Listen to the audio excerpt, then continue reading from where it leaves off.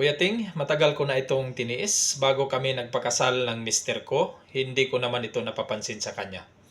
Akala ko lang may mga lalaki talaga na hindi ganun kahilig pagdating sa kama.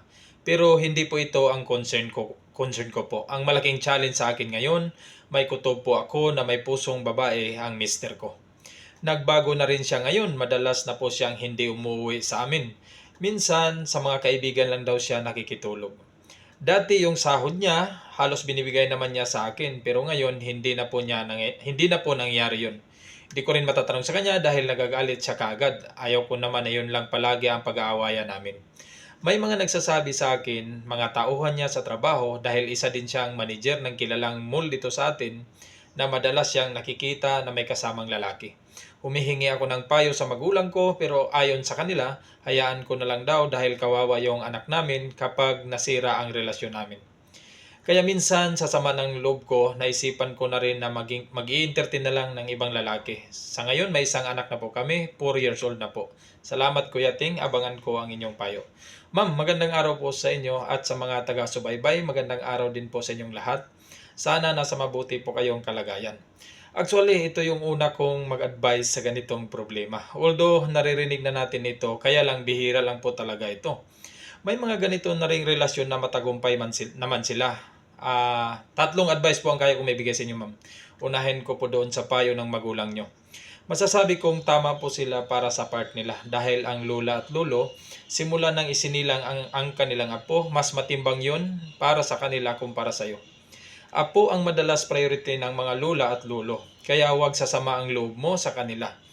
Sa part mo naman, naiintindihan ko po na ang nararamdaman nyo, siguro feeling mo ngayon, may kulang talaga ang buhay mo. Kumbaga, hindi kompleto ang buhay mo dahil sa sitwasyon na ito. Ito ang hindi nakikita ng mga magulang mo. Pero ulitin ko po, hindi mo sila masisisi dahil hindi ko rin naman nakikita na masama ang payo nila sa inyo. Pangalawa, doon po sa plano mong mag-entertain ng ibang lalaki. Ma'am, pasensya ka na po. Hindi po ako pabor dito. Naiintindihan kita na gusto mong ibaling na lang sa iba ang atensyon mo para mawala sa isip mo ang problema na ito. Hindi po ito ang makakatulong, ma'am. Mas pinapalala mo lang ang problema mo. Kailan may hindi nalulutas ang isang problema kung ang naisip mong solusyon ay problema din. Para sa ikakagaan ng loob mo, ma'am, kung sakaling ayaw mo na sa taong ito, dahil sa kanyang pagkukulang sa iyo, kumbaga hindi ka na comfort sa relasyon nyo, pabor ako na bitawan mo na lang ang taong ito. Kung sa tingin mo na ito na lang ang paraan para solusyonan ang problema mo. Pero bago mo ito gawin, makipaghiwalay ka muna ng maayos sa kanya bago ka mag-entertain ng iba. Sa pamamaraan na ito, napanatili mo ang iyong dangal bilang isang malinis na asawa o babae. Naniniwala din naman ako na mahirap manatili sa isang sitwasyon na puno sa pagdududa at hindi ka na masaya. Sayang ang buhay kung ubusin mo na lang ito sa kalungkutan. Maikli lang ang buhay natin. Deserve nating lahat ang maging masaya. At pag dumating ang araw, maintindihan ito ng anak mo kung ano man ang magiging desisyon mo sa buhay mo ngayon.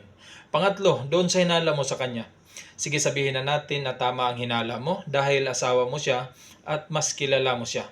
Tulad ng sabi ko, may mga ganitong cases na rin na ating naririnig pero naging matagumpay sila sa buhay relasyon nila. Ibig lang sabihin, nagawa ng mister nila na may pusong babae na timbangin lahat sa pamilya niya at ang personal na buhay niya. Kumbaga, naibigay niya ang kaligayahan ng misis niya at kaligayahan ng mga anak niya habang sinasabay niya ang sarili niyang kaligayahan. At doon naman sa sinabi mo patungkol sa sahod niya na kung dati nabibigay sa iyo halos lahat at ngayon nagbabago na, ma'am, kung tama ang kutob mo na may pusong babae talaga ang mister mo, hindi po malayo na apektado po talaga ang financial na aspeto dito. Basic po talaga ito. Nakakalungkot man pero totoo.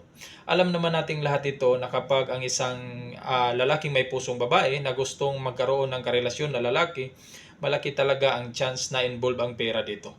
Pwede ko sabihin na baka hindi lahat, pero sa kaso ng mister mo, positive po ito. Kaya nagbago na siya sa'yo pagdating sa financial na aspeto. Ma'am, may mga ganitong tao na nakayanan nilang baguhin ang sarili nila. Pero napakaliit ang chance dahil marami din akong mga nakikilalang ganitong uri ng tao. Nakakalungkot man pero ayon sa kanila hindi nila ito sinasadya.